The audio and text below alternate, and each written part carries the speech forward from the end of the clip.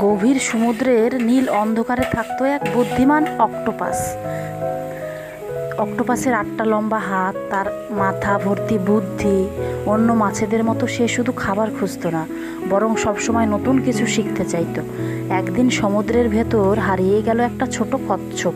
কচ্ছপটা ভয় পেয়ে কাঁদতে লাগলো, কারণ চারিদিকে বড় বড় হাঙর ঘুরছিল। অক্টোপাসটা দূর থেকে তার কান্না শুনলো। অক্টোপাস কচ্ছপের কাছে গিয়ে বলল, ভয় পেও না, আমি তোমাকে বাঁচাবো। সে নিজের শরীর দিয়ে কালি ছুঁড়ে সমুদ্রের পানি ঘোলা করে দিল।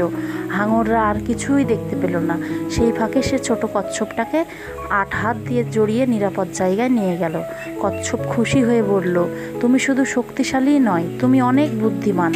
তারপর থেকে সমুদ্রের সবাই অক্টোপাসকে সমুদ্রের শিক্ষক বলে ডাকতে লাগলো।